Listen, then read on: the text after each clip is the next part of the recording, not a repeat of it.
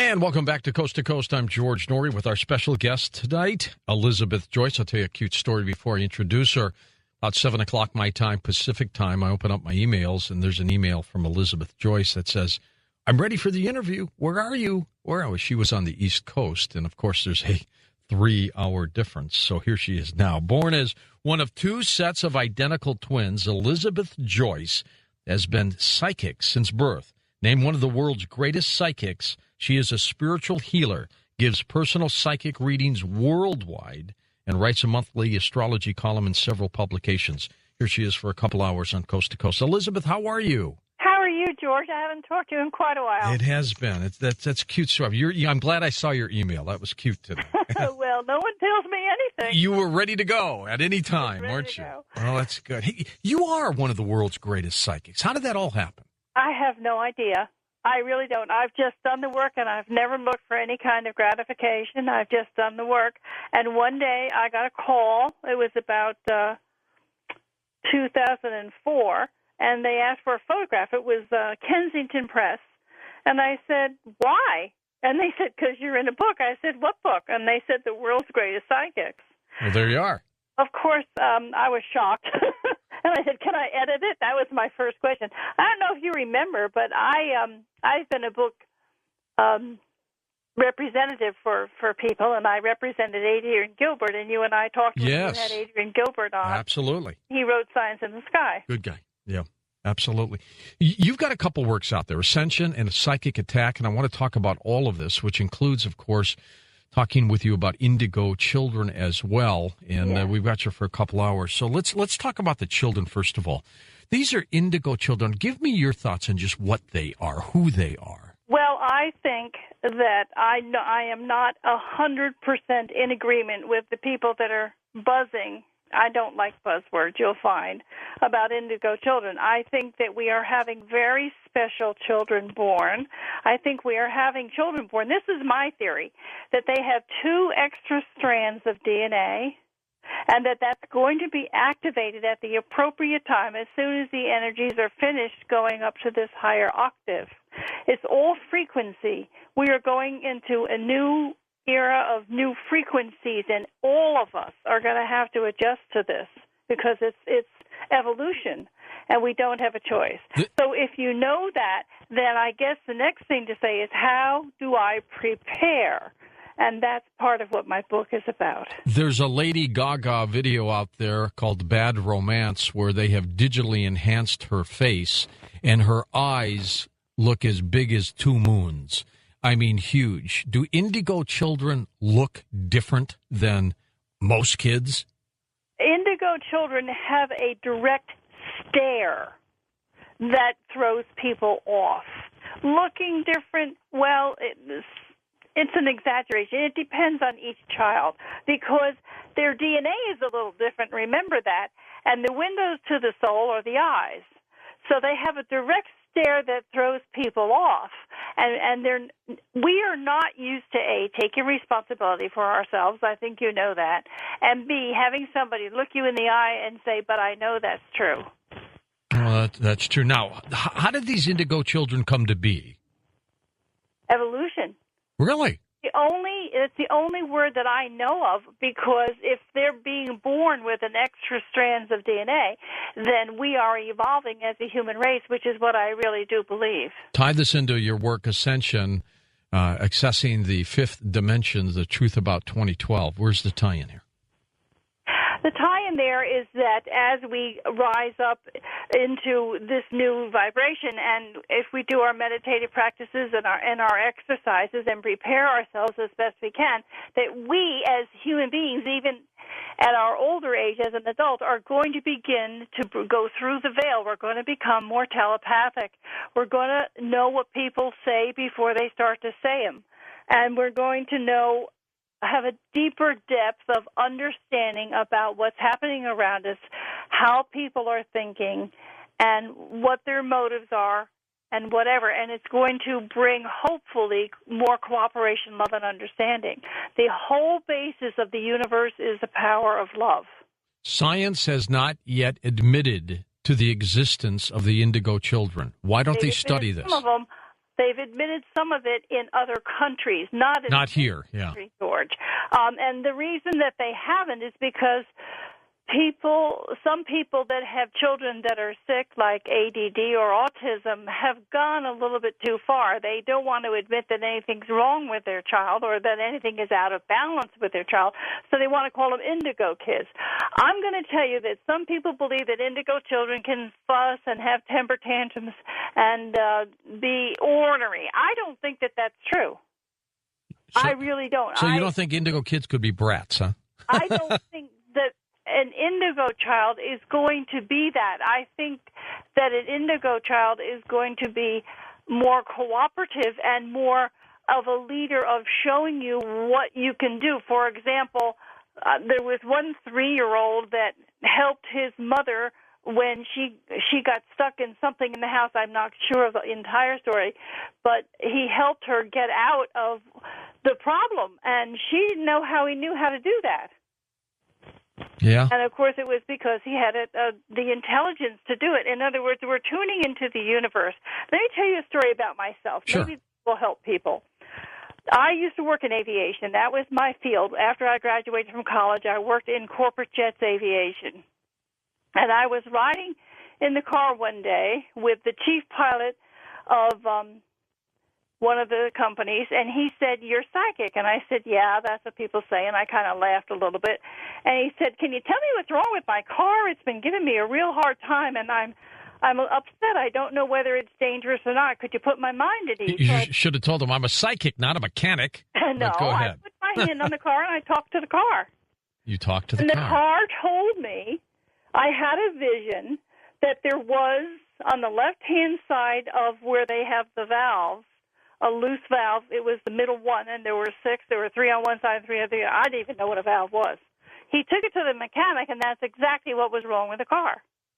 That is amazing. And there was another time when I was walking through the hangar, and one of the head mechanics of one of the corporations came running up to me and says, "Oh, we've got a brand new G4," and he toured me on this gorgeous airplane, and you know how beautiful they are. These especially when they're brand new. And he said, "This is brand new, and we're going to have the maiden voyage. Put your hand on the plane and tell me how we're going to do." I said, "Please don't ask me to do that." And I tried to get by, and he stopped me. He said, "Oh, no, come on, I want to know." Well, I put my hand on the plane, and it was like I was magnetized into the plane. Now, I want you to understand that I'm telling you this because this is what the indigo children are doing, and this is what we're going to be doing. All right, well, you stay with us. Elizabeth Joyce, our guest. We're going to talk a little bit about psychic attacks and phone calls with her next hour on Coast to Coast AM. I'm George Norrie. Don't touch your dial. We'll be right back. Sure is, but on Saturday night, it's Ian Punnett on Coast to Coast AM. Hey, Ian, how are you? Hope all is well with you. Yeah, I'm doing okay. Coming up tomorrow night, you should feel good about everything. I like that. Doesn't matter what's going on. Just always be upbeat. Well, it is the gift of the rational optimist, a guy who's been studying every single trend ever, and he says that we have every reason to not only want the future, but to embrace the future and to wish that it would get here faster. Positive guy. Let's cane him. But it's not just a kind of irrational exuberance, to borrow a phrase. It is rational optimism. He studies everything in the past, and he's looking at the story arc of it, and he says the future is going to be great, and it is going to be better than we can possibly imagine, and he's going to tell us what to expect coming up tomorrow night on Coast to Coast. Super. Thanks, Ian. And Sunday, of course, George Knapp will be hosting Coast to Coast AM as well. Got you covered 7 days a week right here on Coast to Coast AM. And welcome back to Coast. We've got Elizabeth Joyce. Elizabeth, I'm very fascinated with your work about psychic attack. You wrote a book called Psychic Attack, Are You a Victim? This happens all the time, doesn't it? Yes, it does, but I was going to finish my story and about the indigo children and how they're absorbing life instead of telepathic response, which is an energy string. They're absorbing life. They feel you. They sense you, which is why they're different. Okay, now back to psychic attacks. What's going on there? Why are these people doing what they're doing? I call it the insidious quiet crime, because people go around and they basically try to get these women that are very, very worried, and they tell them that there's a hex on their head and that they were born with bad karma, and that if they give them a lot of money, and I'm talking between $100,000 to $1 million, that they will take the curse off of them. And they trap them, they follow them, especially if these women have separated from a family. They try to break up their relationships with their loved ones and practically take over their lives and make them give them money.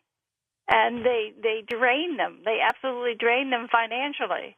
It's very horrible. It's done a lot in the cities of New York, Chicago.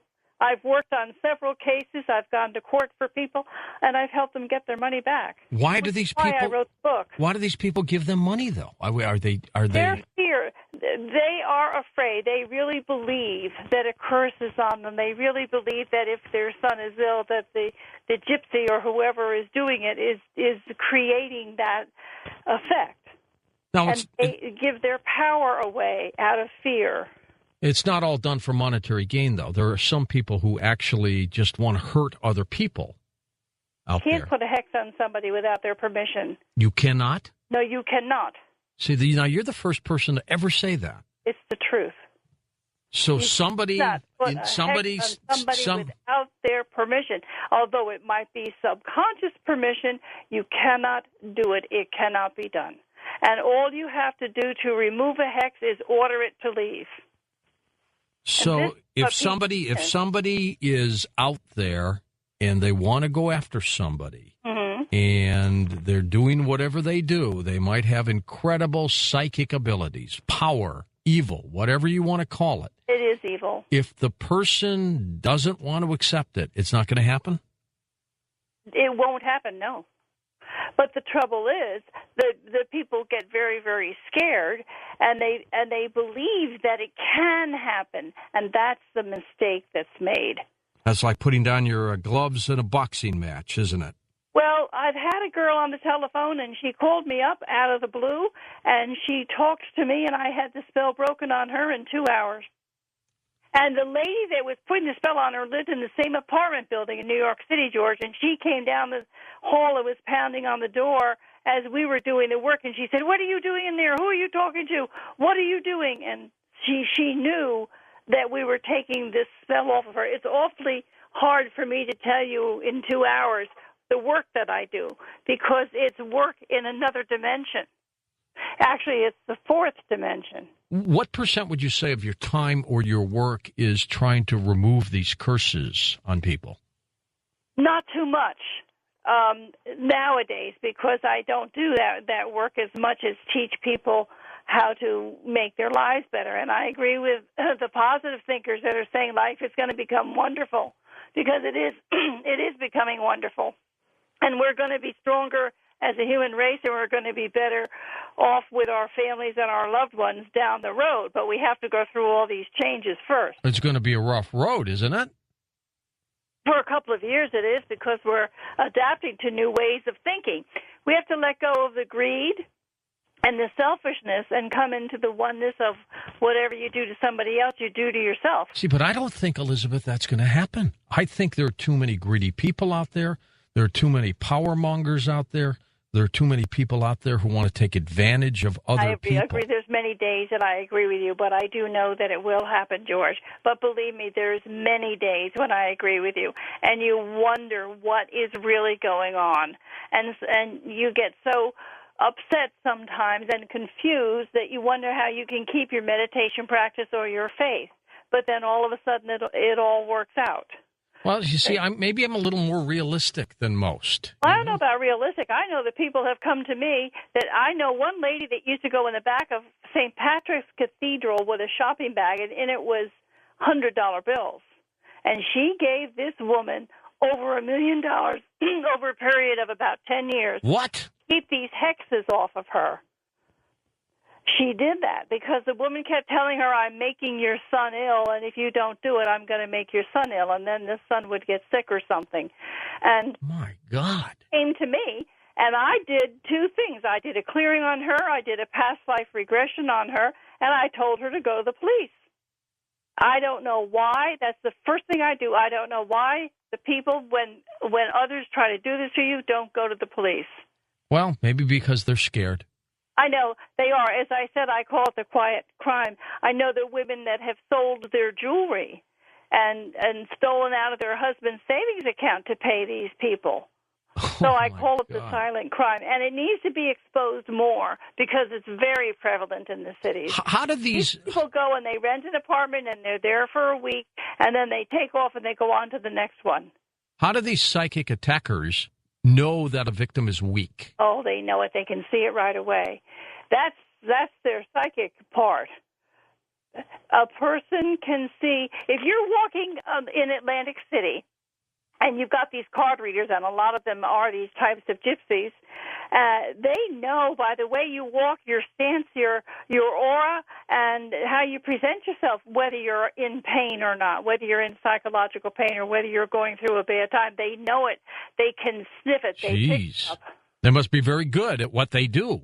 Well, I call it evil. They're good at the past. They're not good at the future. Let me tell you another story. Sure. I had a women's group, and one woman had given $6,000 to one of these people in New York City.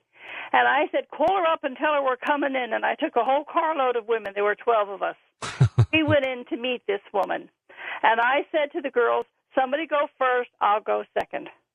So she went in and had her reading, and, of course, the woman told her mumbo-jumbo and that she wanted to take the hex off and all this. Then it was my turn, and I went in, and I said to her, do you really think that I have a hex on me? Oh, you were born with bear. My husband had died the year before, and my stepson had been murdered, and it was within 6 months of each other. It was a very difficult time. And she picked that up. She picked up the past. She told me nothing about what was coming, but she told me about the past. I'll give her that. So she's telling me that I have to give her some money. And I said, but if you're really psychic, you know I don't have any money. And then I said to her, can you really, really see this? And she said, yes. I said, honestly, you can see this horrible thing over my head? I said, I believe in God. Do you believe in God? She said, yes. She talked about a church down the street. Yeah. I asked her if everybody wanted to go, that we could all go light the candles and that it would be stronger power, and she said no. So I put my hand up behind my head, and I said, if you can see this and you won't take it off unless I give you money, that's against God, and I hereby give it to you. And I pushed my hands forward as if I was passing a cloud over to her. She went crazy. She went crazy. She started screaming and yelling and threw us out, and we laughed all the way down the stairs and all the way back to New Jersey. Has anybody ever laughed our heads off? Has anybody ever attacked you? Chased you? Yes. I mean, because that had happened once. I had somebody try to take my soul. His name was Howard, and that chapter is in the book. And I was working with a hypnosis therapist and learning how to do hypnosis, and Howard was his assistant. His name was Mel. He was a wonderful man, and Mel wrote all of the Silver Mind Control. Yeah, okay. And his assistant, this particular week, Mel was out of town, and I went up to work with his assistant, Howard. Howard tried to take my soul, and I swear something came out of the center of my body, a beautiful woman in white and gold with long blonde hair, picked him up by the throat and threw him against the wall and told him that he wasn't allowed to touch me. And he turned all the lights on and said, you got to get out of here. And I ran like hell. 3 months later, he came to see me when I was doing a psychic fair with the Psychic Fair group in New Jersey, and he sat down at my table and he brought me 3 books. One of them was The Law of Hermetes, and he said, I am evil. I tried to take your soul. I work for Satan. He said that to me. Amazing. And he said, I just want you to know that I failed. And the law is that if you fail to take somebody's soul, then you die. And he asked me to forgive him, and I didn't take him seriously. I said, of course I forgive you. Don't be silly. And he went home and died. He went home and died. Yep. That's a true story. I guess that made you a believer, didn't it? It blew me away. And I've had lots of stories like that. He didn't commit suicide, did he? No, he had a heart attack. He just had a heart He had been in the hospital before that, and then he went in the hospital the day that he tried to take my soul, and he was in there for a while, and then he healed, and he came to see me, and then he went home and died. I still have the books he gave me. Why do some of these other practitioners say that people can put curses on people even if they don't know about it. I mean, I find it refreshing that you say what you do. Well, you should read my book. Probably because they're not educated enough to know better. They're not educated enough to know better. If we are talking about belief in ourselves, we are talking about strength, we are talking about wisdom, we are talking about self-esteem. There are a lot of abused people that are hurting, that believe that everything hurts them. Even people can put hexes on them or that they have bad karma because they're so depressed about themselves. They don't believe that they're good. And it's very sad to see this happen. It overwhelms me, but I see it all the time. I do, George. And if you know that no one can put a hex on you unless you give permission, you have strength. You can say, I command you to leave, and with my power, I command you to leave now. And that's how you get rid of ghosts, too. It's the same thing. What if you believe just a little bit that the curse might work? Does that open it up? Yes, it can. It can come in like a sponge. It comes in like fog. I describe it as fog. Evil is a funny thing, and it's as strong as love, the other side. Evil is one side, is a polarity, and love is the other. Give and take. That's what it's all about. That's what this planet is about. But I believe there are other worlds and sister galaxies that don't have this dichotomy that we have. I do believe we have sister galaxies, George, and I think we're going to be finding out the truth about it more and more and more. We absolutely have to, you know. The universe is shrinking. Some of the dimensions are going to be leaving, and we're going into the fifth dimension, so we're going to have to exist in a higher frequency. A lot of people are writing about it. Greg Braden is one. I adore him. And they know that this is going on, and we are accelerating. We're becoming ultra-sensitive, and we're accelerating, and this is going faster and faster. And so we're going to have some normal things happen. Earth changes are normal. And power struggles are normal. We're at the end of a cycle. We're going to begin a new cycle. The Mayans had 3 calendars. They didn't just have one calendar. They didn't say there was going to be doom and gloom and hurricanes and explosions and the earth sinking at the end of 2012. No, they said it was the end of an era and that we were beginning a new era, a 26,000-year era. And the new era, as we go into it, we're going to have these indigo children. By the way, these children are wonderful children. They are just tremendous. I think humanity is at a crossroads, and I think that it's our choice, and that these children bring a very simple message about love. What would the age range be now of these children? It started in 1960 when the Beatles came, started the new era, and brought in, actually the fourth dimension was brought in 1960, and the fifth dimension is now brought in 2001. So they're in that gap. Yes, and that's very fast for a dimension to only be here 30 years, and then the next dimension to come. All 3 of my children, then, are in that time period. Okay. So and do you feel that they are special? Oh, yeah, absolutely. Good. They're my kids. What's going to happen is we're getting into a process of as you think, so you are. And so if you can think that you want to do something, to create something, like suppose a 10-year-old wants to go into radio broadcasting, and he starts doing the news and writing stories at 10 years old, and more and more and more, he is going to create that for himself through his work. There was a 3-year-old that sat down and played the piano, like Tchaikovsky. Yeah, or a drummer. We had a little sound this week of a drummer playing the piano, playing the drums. I mean, he's incredible. My son did that too.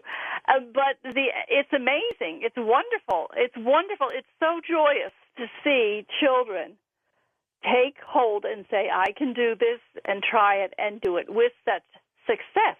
Well, I find it refreshing, Elizabeth, that you are not a doom and gloomer, that you see a light at the end of the tunnel.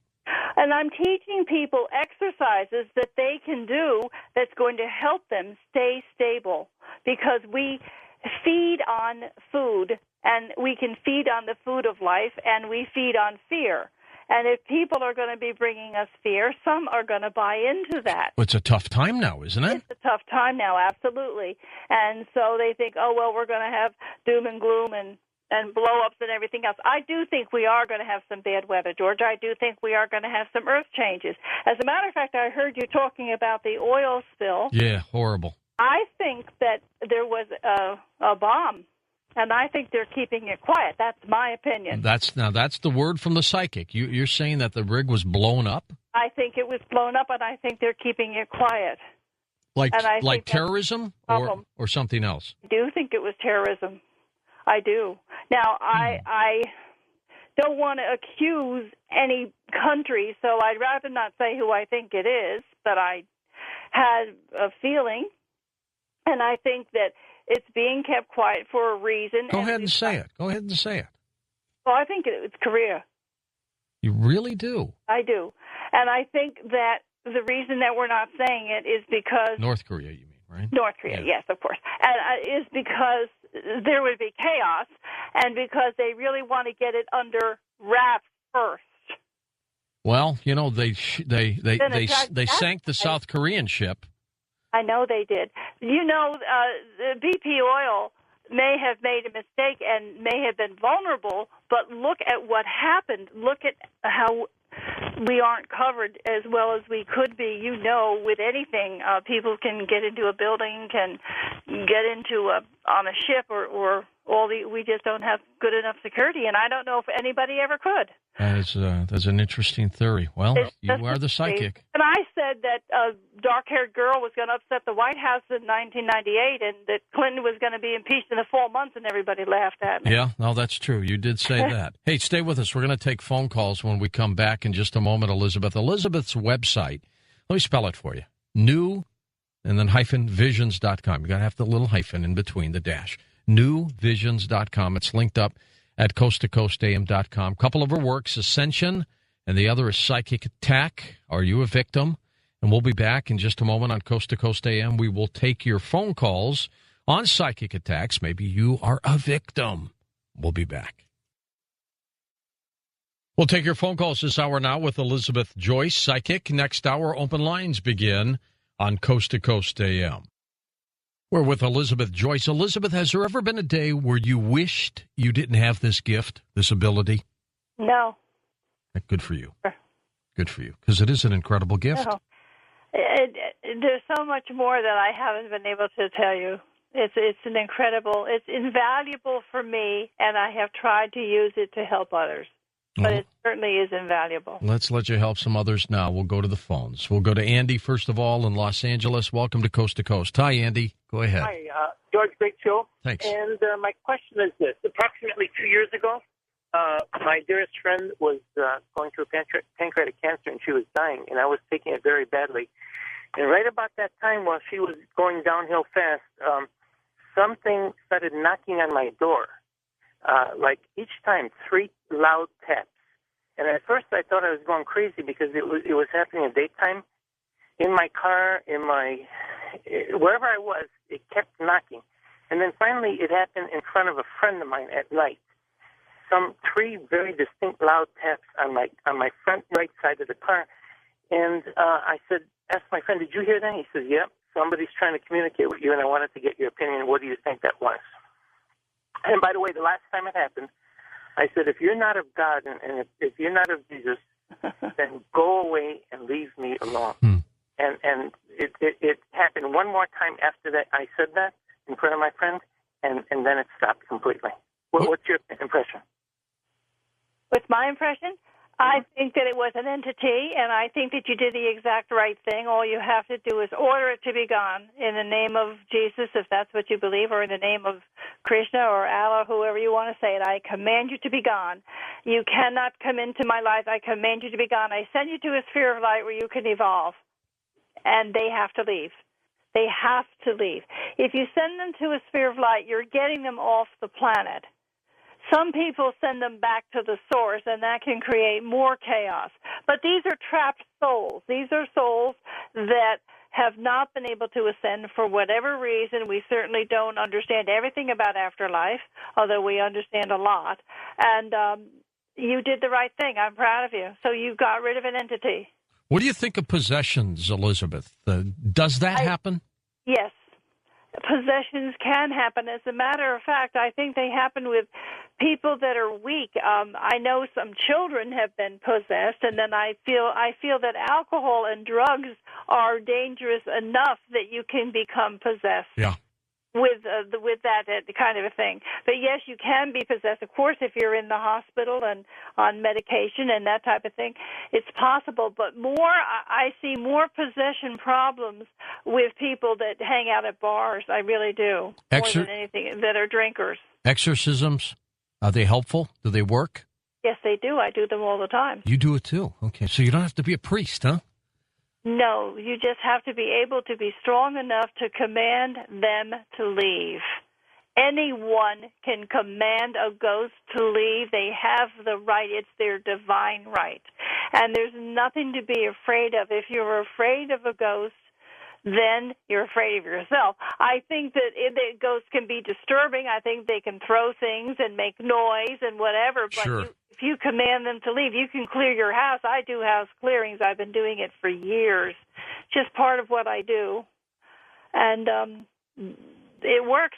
Sometimes it only works for a time because the people go right out and do what they were doing and bring them back in again. But, I never believed in any of this, George, until I was driving my car in New Hampshire and I couldn't get my foot off the gas and I didn't know what was going on. At that time, I was studying with my teacher. Her name was Indigo. I was studying with her and she was telling me about entities, and I couldn't take my foot off the pedal. I got scared to death, and I was going something like 80 miles an hour on this back road, and finally, I decided that it was an entity, so I started to order it away, and I rolled down my window, and these three entities flew out the window, and they said, hee, we got you. And, of course, the cop was behind me with the red ball, and I got pulled over. But it was and did he believe the story? I was going to at first ask you if you had a Toyota. No, I don't think so. They've had some gas pedal problems. So the police officer pulls you over. You tell him the story. What does he say? I didn't tell him the story. Oh, you didn't, huh? No, I didn't think that would be too cool. So I told him that my mother was in the hospital and I was in a hurry and I apologized and whatever. So it was, but it was a horrible experience, and it made me understand how there can be very strange car accidents and people get killed in very mysterious ways. And part of it can be entities. They definitely do exist. All right, we go to Arkansas. Well, she just hung up. We go to Jen in Cincinnati on the wild card line. Hi, Jen. Go ahead. Yes, hello. I wanted to ask you, for those that are trying to ascend and are doing a lot of light and energy work and meditating, does that make them a target for psychic attacks and or evil? No. Okay. No, it makes them protected from any and all of that type of invasion. You are protected if you're doing the correct work. If you're ascending and you're doing light work and you're wrapping your aura and you're working your chakras, you are protected. You've got that shroud of protection all around you. And if you read my book, I have a whole chapter on that, the ascension, how to access the fifth dimension. It might be helpful to you. And, of course, and let me ask you, where do they get your books? You can get my book at Amazon.com and also on my website, new-visions.com. Super. Okay, next up, I also have a 24-hour service if people wanted to call for an appointment. It's 201-934-8986. One more time. 201-934-8986. All right, we go next to Dennis in Illinois, east of the Rockies. Hey, Dennis, thanks for calling. How you doing, George? Good, all is well. Mrs. Joyce? Yeah. I have a question. I don't know if you can help me or not. I've been psychic all my life and had all kinds of things happen, and I've been trying to get into some healing if possible. But my youngest daughter has 3 kids, and they're constantly sick. It's like nobody else gets sick all year long. They're just sick as dogs. They get strep throat constantly over and over and over. Now they got a 1.5-year-old baby, and the doctors can't figure out what's wrong with him. He's almost died several times. He has to have these pens that you shoot to his legs, when he has asthma attacks. Oh, and, yeah. Yeah. And it just started out of nowhere since they moved. And I was wondering if you could tell me, is there any way I could myself try to... I'm going to tell you one thing that I would do right away. I don't know if you've heard about the AIM program. No, I haven't. Explain. Dr. Stephen Lewis, the AIM program. He wrote a book named Sanctuary. If you write down the word Sanctuary by Stephen Lewis, you'll be able to find out. It's also on my website under the AIM program, EMC Square, and I would get those children in there really quick. What's the program like, Elizabeth? What is it? The program takes your photograph and puts it under a frequency, and it holds the picture there so that the body heals. And it has cured autism. It has cured Down syndrome. I've been in the program since 1998, and I would not be not in it. You put the picture under this? Put a photograph under a vibration, and it changes the hologram changes the frequency of the body, and it holds it in a state of perfection. That's something. Yeah, it's powerful. He's very, very well known. He's worked very closely with Dr. Michael Beckwith. Yeah. And he's very respected. So that's the first thing that I would do. And the second thing that I would do is try to find out what is disturbing to them. And maybe you can do it telepathically or you could do some energy work with the kids. Has there ever been any energy work done with babies? He hung up. Go ahead. Okay, then he can hear me, right? Yeah, I hope so. So I would do some energy work. That's what I would do. And I'd get in the AIM program real quick. Okay, let's go to Marietta, California. Francine on the wild card line. Francine, you're on Coast to Coast. Hi, Elizabeth. Thank you, George. Sure. Elizabeth, I agree with everything you're saying. I am an Indigo child. I was born in 1967. And I've actually... You're not an Indigo child. Oh. If you were born in 1957, you are 67. not. 67. 67. 67. I'm 67. sorry. I missed right. that. But I was going to explain something else, but go ahead. Okay. In fact, I was studied for the first 3 years when I was in grammar school by our librarian in public school because my book. I misheard the year. What is your question? Well, the question I had is, I'm doing work right now through Facebook to help people. I do readings for people through the internet, like with the tarot cards and stuff like that. And it's amazing how it doesn't seem to make a difference with time and space. It's really working great. And so it doesn't make a difference. And it seems to be there's just such great energy because of the internet now. And I wanted to get your opinion on that because it's to me to be really raising the energy. The new technology. What do you think of that, Elizabeth? Oh, I think it's wonderful.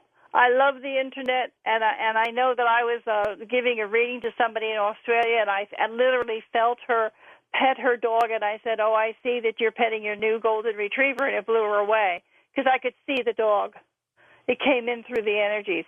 I think it's wonderful that you're giving tarot readings to people on Facebook, but I think you ought to have appointments and do it privately.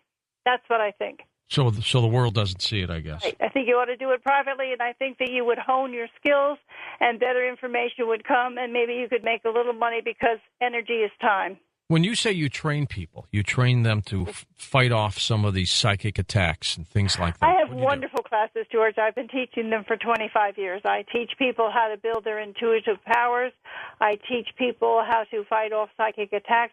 I teach people the truth, what to look for, what is evil and what isn't, and how to work with it. And I've been doing it for a long time. I have a fabulous chakra tape that takes people through the meditation of the chakras that is the best work I've ever done. Do you travel or do they come to you? Both. Oh, they do? Both. I've traveled all over. All right, let's go next to JP in Montana, west of the Rockies. Hi, JP. Hi, I got a question for Elizabeth. Sure. My question is would you say that gut feelings and visions could be psychic abilities? Of course. Okay. Of course. Because gut feeling reaction is very strong and very powerful, and I teach people do not go against it. If you get a gut feeling that tells you not to go someplace, follow it, because your body is going into a new vibration. Your body never lies. We ignore our bodies. We may go into a restaurant and order something and not like it, but eat it anyway because we ordered it and then get sick. There were many times, Elizabeth, in my youth, I wish that I had listened. Yes. You know? Yes. to that So little we voice. really need to learn how to do that more, and that's probably part of what we're going to be learning over these next few years as we go into this greater power. It's quite a power. It's absolutely fascinating. One time I was very worried about a problem I was having in my life, and I just meditated on it for about an hour, and it disappeared. It disappeared, George. That's perfect. Just disappeared. It's amazing, this higher dimension. And you say other people can do that too, right? Yes, anybody can. But you know what's happening to me now, and this is new. I'm seeing sentences go into people's heads of what they're going to say. Before they say it. Before they say it. And that's been a little bit jarring for me. What's my next question going to be? I didn't say I could see it with you now. I said that's what I've been doing.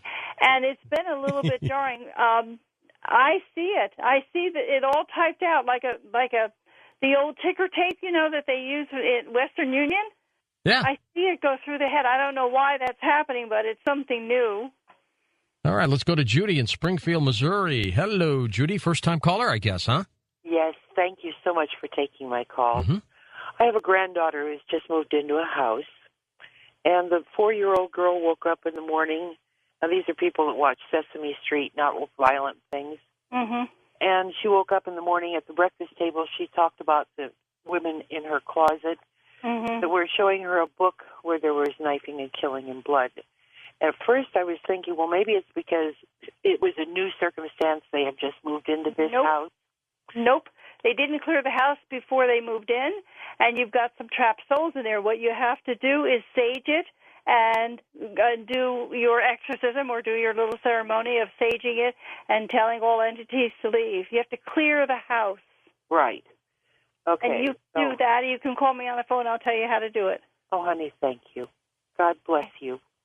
We haven't talked a lot, Elizabeth, about ghosts. You're a believer in ghosts, but I want your take on what they are. They're trapped souls. They can't find the way, can they? Have not been able to ascend. They are stuck here. We can help them to ascend. It's very similar to what you see on Ghost Whispers, but it's not quite the same.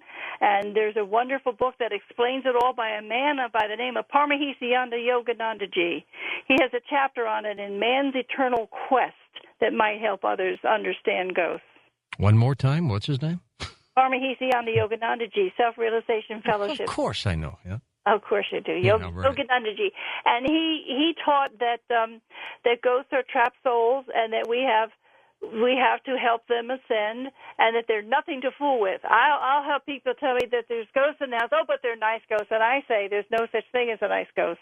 When the caller said she was born in 67, but you thought it was 57, you were going to say something about the 50s. I was going to talk about what we had before we had Indigos. The indigo children. What we had was some people born with an extra vertebrae in the back of the neck, and that's how they were being very, very psychic.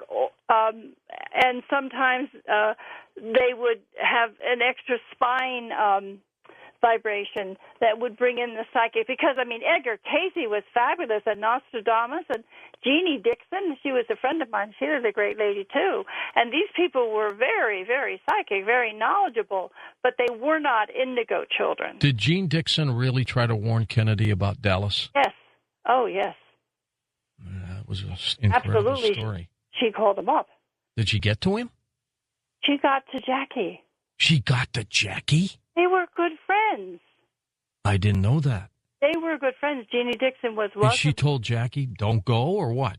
She told Jackie she had a bad feeling and that she was very worried and for them to be very protective. That's the best she could do. And I wonder if Jackie even told John. No, I know that she did. She did tell him? Yeah. And he had to go. He just felt that was something that was fate. He was born to be assassinated. This is what people don't understand about fate.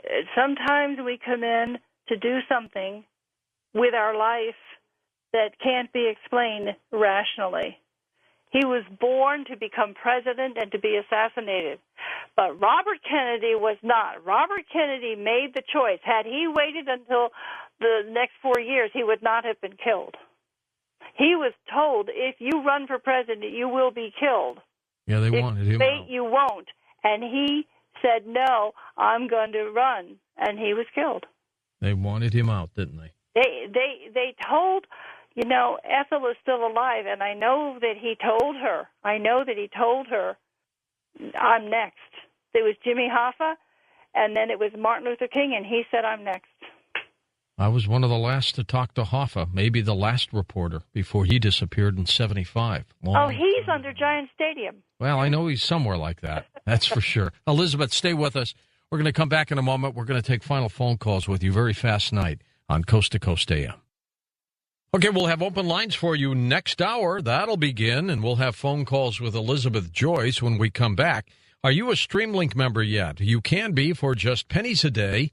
Simply go to the coasttocoastam.com website, and you will find all the things you can do with Streamlink, including your iPhone apps, soon to be other apps as well, and other phones, and a whole bunch of stuff. Just go to coasttocoastam.com. And welcome back to Coast to Coast. Elizabeth, do you see auras on people? Oh, yes, I have for years. I also see the alphabet with colors sometimes. Now, what does that mean?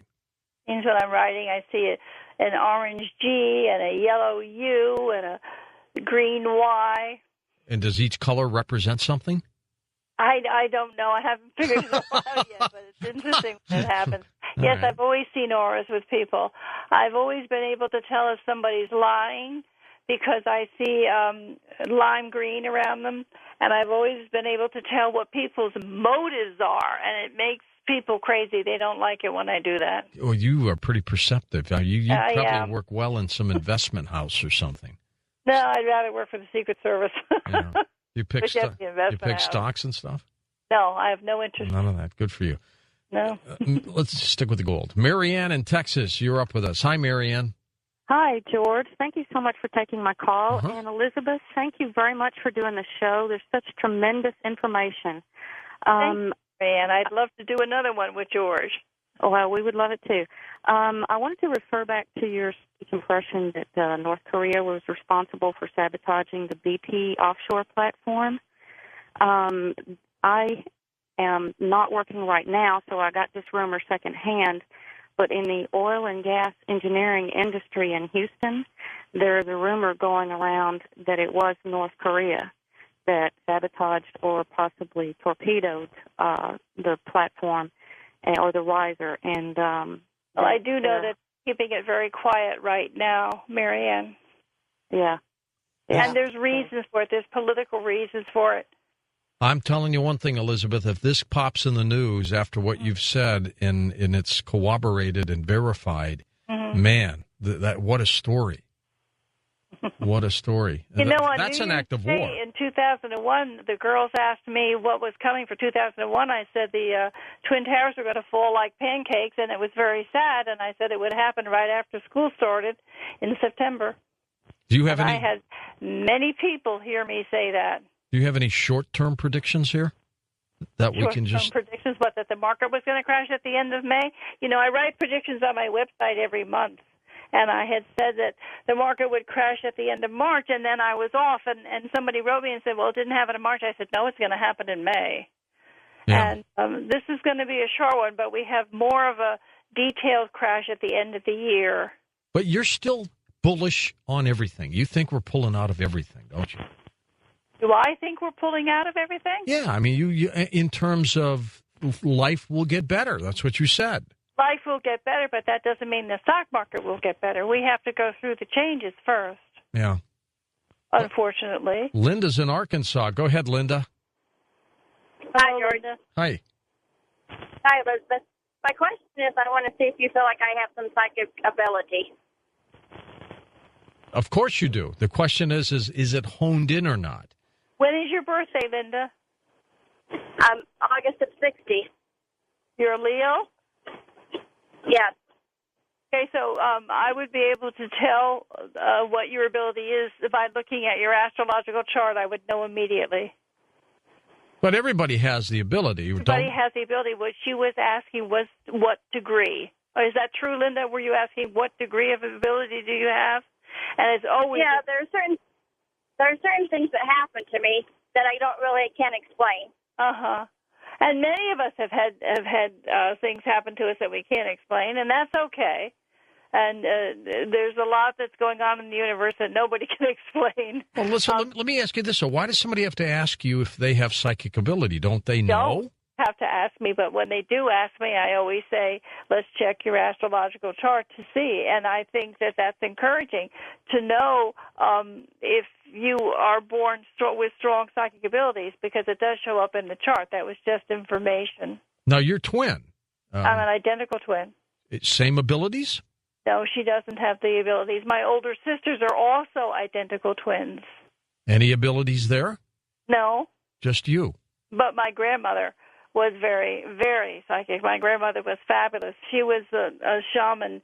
My family was born in New England, and my grandmother taught me when I was young how to work the abilities and what to do. And she taught me to be very respectful of the divine, and she taught me never to cross over into unpleasantness, and that everything was to be helpful to others. She taught you well.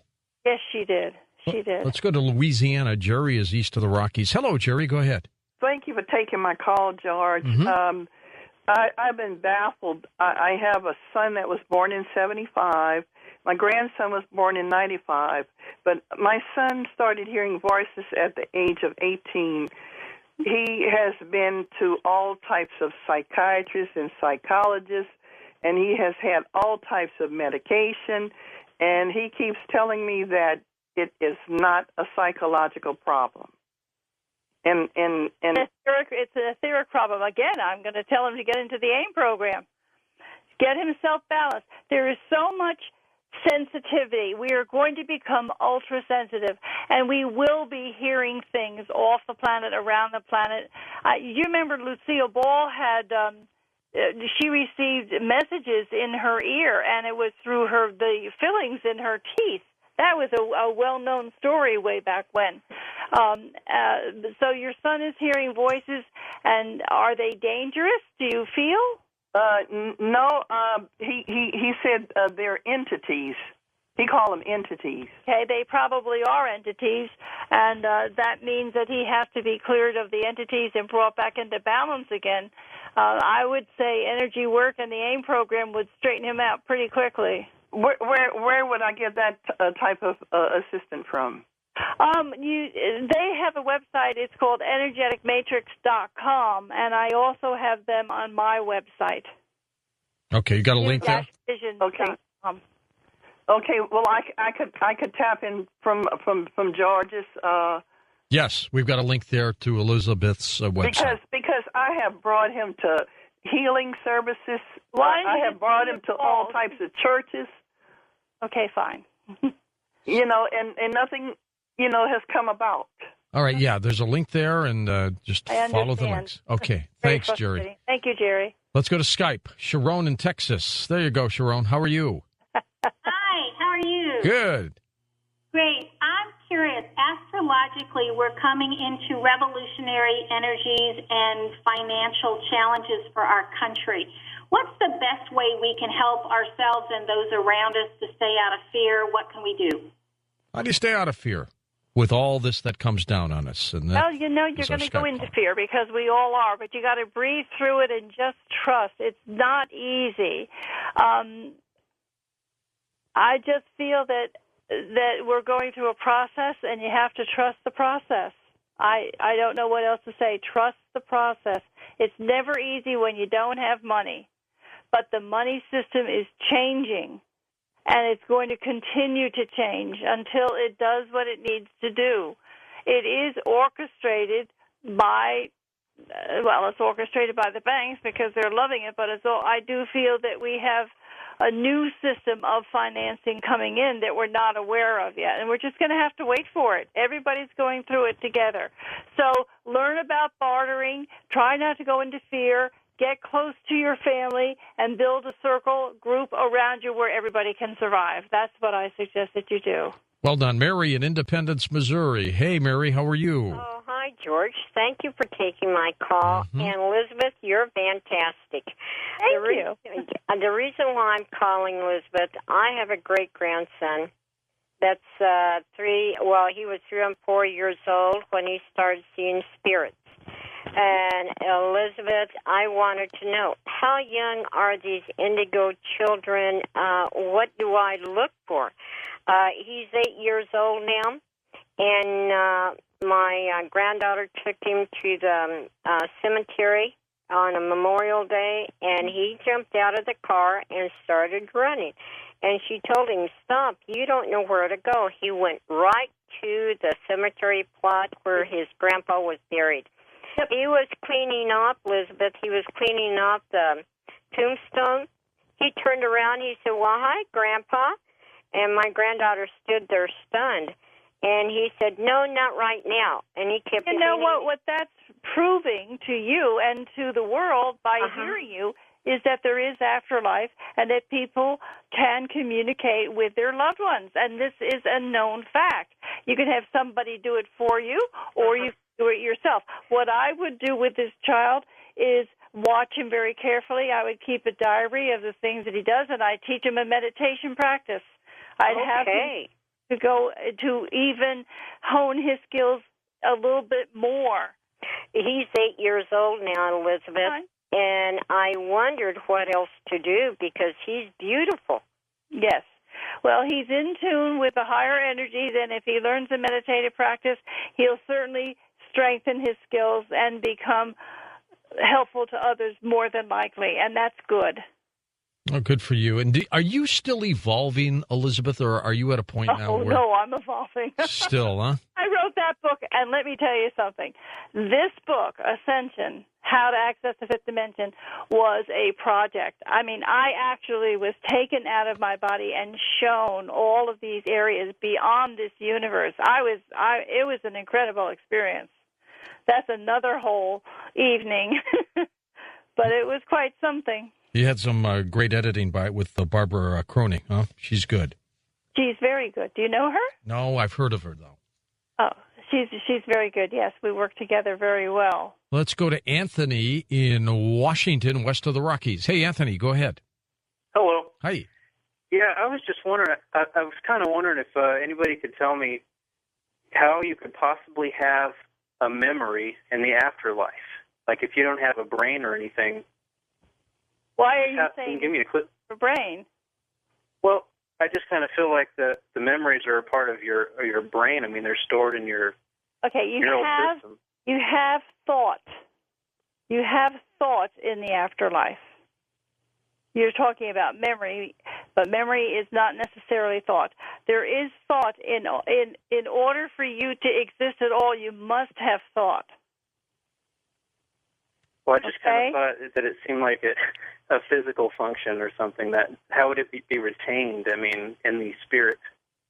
Well, that's a question, Elizabeth, that a lot of scientists haven't been able to deal with yet, and that is they keep thinking of things occurring because of the physical brain. Right. Yet, as you know, you and I believe in the consciousness and the power of the consciousness, which is not part of the brain. It's out there. It's out there in the wireless ether of the universe. And but there is constant flow of energy thought. Absolutely. And the only thing that I can tell you, Anthony, is that I described it very well in something that I wrote about my son, which has been published more than once. It's on my website. It's called Jeffrey. And it's what happened when I had my out-of-body experience when I was hit by a drunk driver. You might want to read it. Oh. It will really help you. Do you still think of that moment? I do. I have an anniversary, the November 30th. 1979 was when it happened. But I described it, and it was amazing when I put it down on paper what came out. And it's called Jeffrey. It's under articles by Elizabeth Joyce. Lake Tahoe we go, and it's Angela's turn on Coast to Coast. Go ahead, Angela. Yeah, hi, George. Hi, Elizabeth. Hi, Angela. Well, this is actually a great segue because in 1980, I flipped in a V-drive going 100 miles an hour. Oh, my. And I drowned. And, yes, and it was very interesting. You know, I went about my life after that, and but I have this memory of, you know, of when I drowned. I mean, I relived every moment of my life. Yeah, you did life review. Oh, no. Well, it's not, it's really interesting. Just a few weeks ago, I had 2 Jehovah's Witnesses come to my door, and they were talking to me about God. And I said, well, actually, I had a conversation with God. And she looked at me, and I explained to her, I flipped in a V-drive going 100 miles an hour, and I relived every moment of my life. And she said, well, there's this chemical reaction when you die. I said, no. This was something else. There's no chemical in your brain that makes you relive every moment. It's not like you're sitting there watching a movie. You feel everything. You feel when you die.